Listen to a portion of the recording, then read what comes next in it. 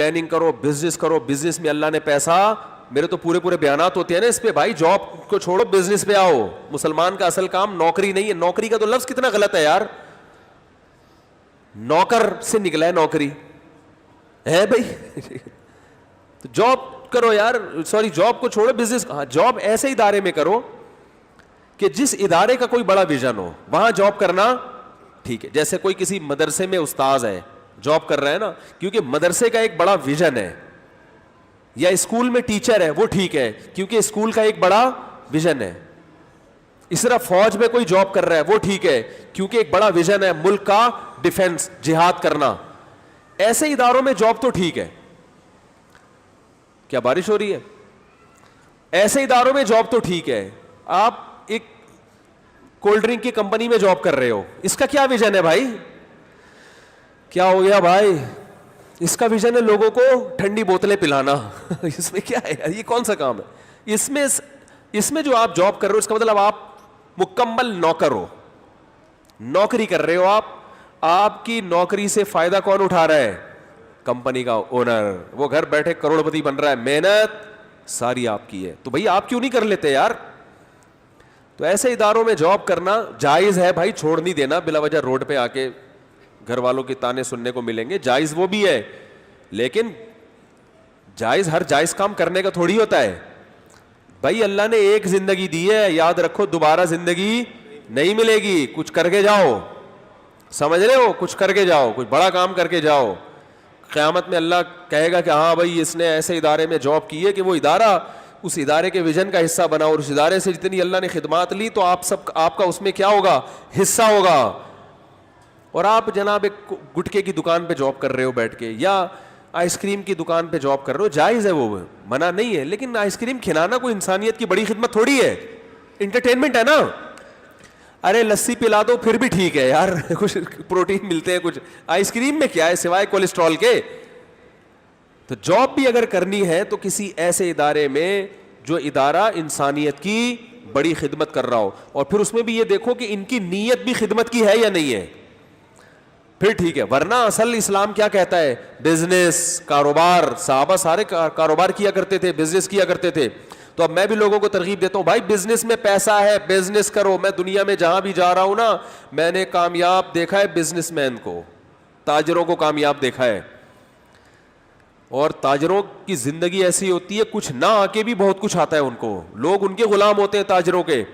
ارے مجھے ایک بات بتاؤ, یہ جو سوزوکی کمپنی کے بڑے بڑے سائنسدان, یہ ٹویوٹا کمپنی ہے نا جاپان کی سب سے زیادہ جس کی گاڑیاں سیل ہوتی ہیں, اس کے جو بڑے بڑے سائنسدان ہیں, جو میکینک ہیں, جو گاڑیاں بناتے ہیں, ان کا علم زیادہ ہے نا.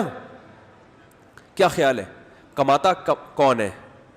کماتے کمپنی کے مالکان ہیں, جو ممکن ہے ABCD بھی نہ جانتے ہو. انہوں نے اتنے بڑے بڑے سائنٹسٹ کو اپنے ہاں ملازم رکھا ہوا ہے. تو پتہ چلا بزنس کرنے والا وہ اس سائنسدان سے بولو نا آگے نکل گیا. آپ بزنس کرو گے نا, ڈاکٹر آپ کی ملازمت کریں گے, آپ کا اپنا ہاسپٹل ہوگا.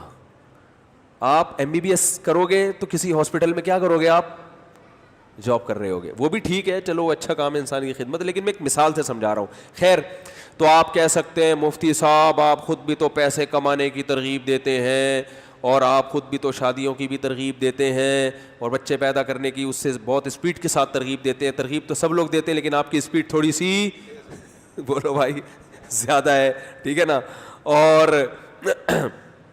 تو یہ سب چیزیں, جب دنیا مسافر خانہ ہے, مرنا ہے اور یہ ہے, تو کیا ضرورت ہے ان بکھیڑ. تبھی ہمارے بہت سے دیندار لوگ جو دین کی طرف مکمل آتے ہیں اپنے خیال کے مطابق, تو وہ رہبانیت کی طرف چلے جاتے ہیں.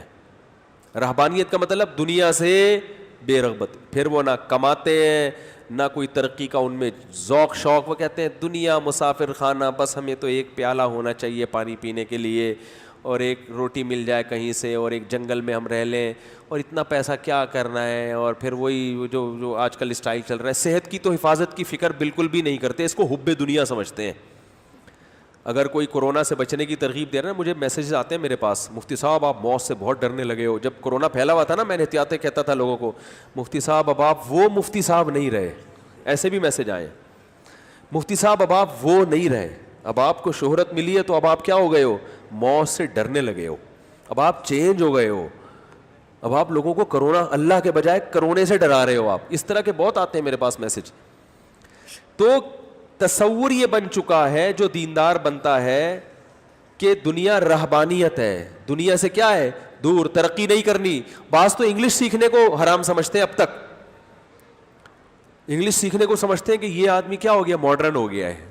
ارے گراؤنڈ ریئلٹی ہے بھائی, آپ کے سیکھنے نہ سیکھنے سے کچھ نہیں. بین الاقوامی زبان کیا بن چکی ہے. آپ دنیا میں کہیں بھی جاؤ گے انگلش کے بغیر آپ کا گزارا نہیں ہے. تو اب آپ نہ سیکھ کے خود پیچھے رہ جاؤ گے, دنیا کو کوئی نقصان نہیں ہوگا اس سے. آپ پیچھے رہ جاؤ گے. آپ اپنی اولاد نہیں پوچھے گی آپ کو تھوڑے دنوں میں, وہ کہے گی ابا نے ہمیں کچھ سکھایا ہی نہیں, بس یہ سکھائیے دنیا مسافر خانہ ہے, مسافر خانہ, مسافر خانہ. تو اب سوال یہ پیدا ہوتا ہے کہ موٹیویشن بھی ملے, ترقی بھی ہو, لیکن دنیا کو ہم مسافر خانہ بھی سمجھے. تو اس کا صرف ایک طریقہ ہے جو اسلام کے علاوہ کسی کے باپ کے پاس اس کا جواب بولو بھائی نہیں ہے. اسلام کے علاوہ جتنی موٹیویشن ہے نا وہ دنیا کی محبت سکھاتی ہے, لالچ سکھاتی ہے آپ کو. وہ کیا سکھائے گی آپ کو؟ لالچ, ہوس. موت کو نہیں آنے دیں گے درمیان میں, بلکہ آپ کو موٹیویٹ کریں گے ابھی آپ نے زندہ رہنا ہے, نہیں مرنا آپ نے. بلکہ کینسر کا مریض جس کو ڈاکٹر نے کہہ دیا نا تو نے کل مرنا ہے, اس کو بھی تسلی, نہیں نہیں یہ تو ایسا ہی ہے, آپ نے لڑنا ہے اس کینسر سے, ہمیں پتہ ہے آپ جنگ جیت جاؤ گے, آپ لڑو گے. تو وہ تو موت کے اگینسٹ چلتے ہیں, جو ظاہر ہے گراؤنڈ ریئلٹی کے خلاف ہے, زمینی حقیقت کے خلاف ہے یہ بات. اور جو زمینی حقیقت کے خلاف بات کرے نا یہ تو جھوٹ بولتا ہے, اور جھوٹ زیادہ عرصے چلتا نہیں ہے, زیادہ عرصے نہیں چلتا جھوٹ.